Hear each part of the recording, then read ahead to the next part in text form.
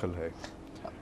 और बाकी जैसे कि गाड़ियों का धुआं है। अनिक, सिगरेट की अगर आप बात कर रहे हैं तो अच्छा, एक इंसान सोचता है मैं एक सिगरेट पी के थोड़ा सा धुआं जा रहा है, क्या हो रहा होगा, लेकिन अगर ये 2 करोड़ का शहर है, या लाहौर में अगर 50, 60, 70 लोग हैं, लाख लोग हैं, रावलपिंडी में, बड़े शहरों में, वहाँ पे आप समझ लीजिए कि 20% पॉपुलेशन या 10% या 15% जितने लोग भी सिगरेट स्मोकर्स होंगे, उन सब का इज्तिमाई धुआं बिल्कुल हवा में कितनी आलूदगी फैला रहा होगा। बिल्कुल, और ये आपको आलूदगी नज़र नहीं आ रही, देखें ना।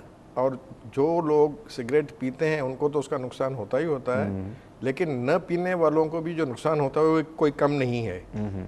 और एक्चुअली ये आवाम का हक है कि वो इसके ऊपर मुकम्मल पाबंदी लगवाएं, क्योंकि कहीं भी आप सिगरेट पी रहे होंगे, चाहे आप अपने घर में पी रहे हों, चाहे आप किसी अपने सेग्रीगेटेड एनवायरनमेंट में पी रहे हों, अल्टीमेटली आपका धुआं जो है ना इस माहौल में आता है। अच्छा, लोग कहते हैं कोई बात नहीं, बाहर तो धुआं चला जाएगा, ऊपर आसमान से ऊपर चला, हमें क्या होगा। हाँ, वो यही कह रहे हैं ना कि वो ना ऊपर जाता है, ऊपर से वो दोबारा नीचे आता है। तो इसलिए जो है वो बारिश में भी जो है ना, वो जितनी भी हवा में आलूदगी होती है जो ऊपर गई हुई होती है, और जो हमारी ओजोन की लेयर को, जो कि बहुत बड़ा प्रोटेक्टिव लेयर जो है ना, ओजोन की लेयर जो है वो एक ऐसी लेयर है जो कि हमारे माहौल से जो है, जो दूसरा माहौल जिसको आप कहते हैं कि स्पेस है, उसके बीच में जो है ना एक लेयर बनी हुई है, प्रोटेक्टिव लेयर है, जो कि बहुत सारी चीज़ें जो कि एक्सटर्नल एनवायरनमेंट से इंटरनली दुनिया की उसमें शामिल हो रही होती हैं, उसको, जैसे ख़ास तौर पर अल्ट्रा वायलेट रेज हैं जो कि इंसान के लिए बड़ी डैमेजिंग हो सकती हैं, उनको रोकता है, वो फिल्टर करके उनको भेजता है काफ़ी हद तक। तो बहुत सारी हमारी जो बीमारियां हैं या एडवर्स इफ़ेक्ट्स ऑन हेल्थ हैं, वो प्रोटेक्ट कर रही होती है ओजोन लेयर। और जैसे जैसे उस लेयर की थिकनेस हम कम करते जा रहे हैं, जिसमें सिगरेट के धुएं का भी बहुत बड़ा किरदार है, तो वो डैमेजिंग असरात जो है वो हमारे ऊपर ज़्यादा से ज़्यादा होंगे। यानी सिगरेट पीने वाला तो ये है कि हम तो डूबेंगे, बाकी जितने लोग हैं सबको ले डूबेंगे सनम। बिल्कुल, सबको ले डूबने का प्लान है पूरा, है ना। बिल्कुल। एक कॉलर को लेते हैं डॉक्टर साहब, और फिर हम हमारा जो ये ट्रैफिक का जो धुआं है इस पर भी बात करेंगे।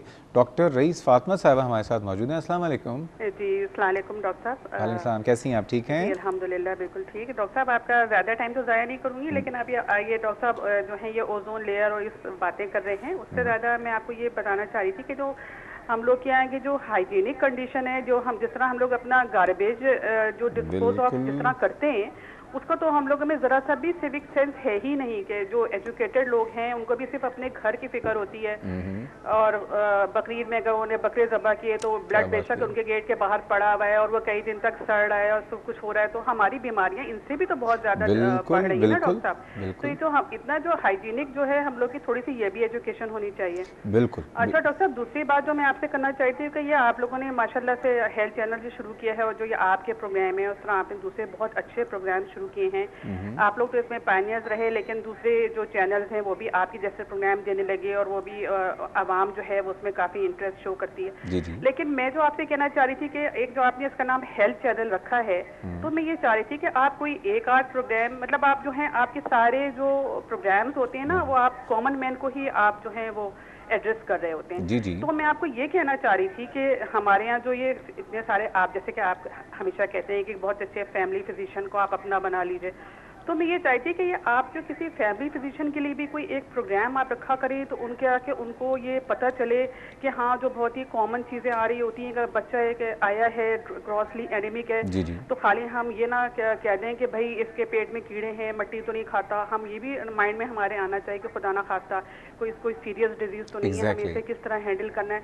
तो मैं ये कहना चाह रही थी कि आप फैमिली फिजिशियंस को या जो डॉक्टर्स हैं, ये जो सबसे पहले जहाँ अप्रोच होती है पेशेंट की, सबसे पहले तो वो टर्शरी हॉस्पिटल में डॉक्टर साहब नहीं चला जाता, प्राइमरी हेल्थ केयर। तो आप जी, तो आप प्लीज कोई एक प्रोग्राम आप उनके लिए भी जरूर स्टार्ट करें कि वो अपनी जो है नॉलेज में इजाफा भी रखें, क्योंकि हर एक आजकल पढ़ नहीं सकता, टाइम ऐसी वो है। और दूसरी बात ये है कि उनकी भी अप्रोच हो, अप टू डेट हो उनकी नॉलेज। आप प्लीज इसको जरूर कंसीडर कीजिए। बहुत शुक्रिया। आखिरी रिक्वेस्ट ये कि हो सके तो अपने प्रोग्राम का टाइम जो है वो 8 बजे कर दिए। Thank you. अच्छा जी जी, बहुत शुक्रिया डॉक्टर रईस फातिमा साहबा। एक बात मैं आपसे कहना चाहूँगा, पोल्यूशन पे तो हम पानी को भी नहीं छोड़ेंगे, कि जो हमारे समंदर है जिसमें लोग बड़े खुशू व खुजू से नहा रहे होते हैं, और नहाना गर्मी में तो इस वक्त बेचारों की मजबूरी भी बना हुआ होता है, क्योंकि घर में पानी भी नहीं होती, बिजली भी नहीं होती, वो भी इस वक्त सेवरेज और सीवेज का पानी, गटर का पानी भी उसमें जा रहा होता है।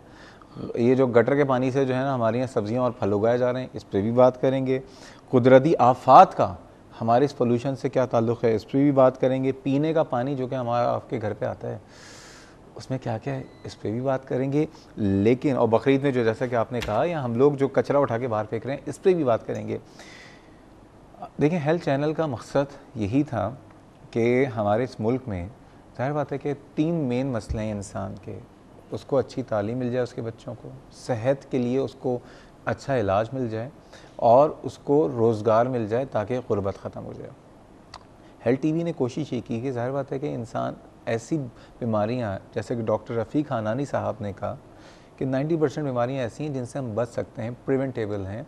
तो हम हमेशा लोगों के भी लिए बात कर रहे होते हैं, और जो मेरे प्रोग्राम में जितने डॉक्टर्स या दूसरे प्रोग्राम में डॉक्टर्स आ रहे होते हैं, फैमिली फिजिशियन का, क्योंकि मेरा ख़ुद ताल्लुक़ फैमिली मेडिसिन से है, तो फैमिली फिजिशियन के लिए भी हमें जो फीडबैक मिलता है कि उनकी भी एक तरह से नई अपडेट्स हमारे प्रोग्राम में पता चल रही होती हैं, तो उनको भी ज़ाहिर बात है कि उनकी भी एक एजुकेशन का एक हिस्सा बन जाती है, वो उनकी अपग्रेडेशन हो जाती है। लेकिन आपका सजेशन बहुत अच्छा है, मैं इसको डेफिनेटली ज़रूर फॉरवर्ड करूँगा। एक और कॉल है डॉक्टर साहब, फिर मैं आपकी तरफ आता हूँ। रेहाना साहिबा, अस्सलाम वालेकुम। अस्सलाम वालेकुम रेहाना साहिबा। वालेकुम अस्सलाम डॉक्टर साहब, मैं रिहाना नहीं बात कर रही। अरे रिजवाना साहिबा, मुझे सॉरी जी। कैसी हैं आप? ठीक हैं? ठीक है, आप कैसे हैं? अल्हम्दुलिल्लाह, आपकी बहुत दुआएं। हुकुम। अच्छा, ब्रेक पे तो नहीं जा रहे अभी? अरे आपकी कॉल लेंगे जनाब, फिर ब्रेक पे जाएंगे। ब्रेक पे तो नहीं जा रहे ना? मुझे आज आपको 100 में से 100 नंबर देने हैं ज़रा। क्यों जनाब? इसलिए कि ना मैं ये बताना चाहती हूँ आपको कि मैं टीवी पे एक प्रोग्राम देख रही थी, उसमें होस्ट भी थी और डॉक्टर मेहमान आए हुए थे ना, तो कोई कॉल आई, उन्होंने कॉल पे उन्होंने टॉपिक से हट के सवाल किया, तो वो डॉक्टर ने बड़े आराम से उनको जवाब दिया कि नहीं, ये टॉपिक पे तो नहीं है, आप ऐसा करें, मैं आपको अपना एड्रेस बता देता हूँ, आप फेसबुक पे मुझसे बात कर लीजिएगा।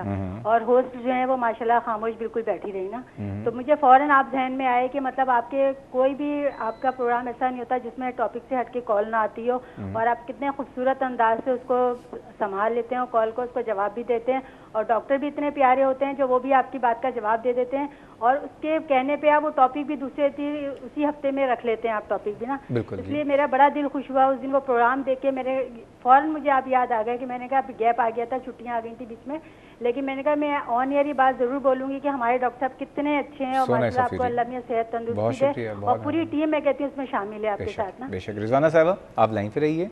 नहीं, मैं लाइन पे नहीं रहूंगी। अच्छा, मेरा एक सवाल जल्दी सवाल करना है मुझे। जल्दी से बताइए। हाँ, जल्दी मैं करूंगी कि देखिए, ये जो अब पोल्यूशन की बात कर रहे हैं, जो हमारे यहाँ आजकल एहतजाज हो रहा है ना, एहतजाज टायर जलाए जाते हैं, इस पे आप जरा बताएं टॉपिक पे, क्योंकि इतने लोग सुन रहे होंगे कि एहतजाज ये हमारे लिए फायदेमंद है या नुकसान? बहुत शुक्रिया। ये जो टायर जला रहे हैं, गाड़ियां जला रहे हैं, इस पे भी बात करेंगे कि इसमें हम क्या लोगों को क्या फायदा पहुंचा रहे हैं और क्या कितना नुकसान पहुंचा रहे हैं। मजीद बातें करेंगे, लेकिन जाना एक ब्रेक है, हमारे साथ रहिएगा।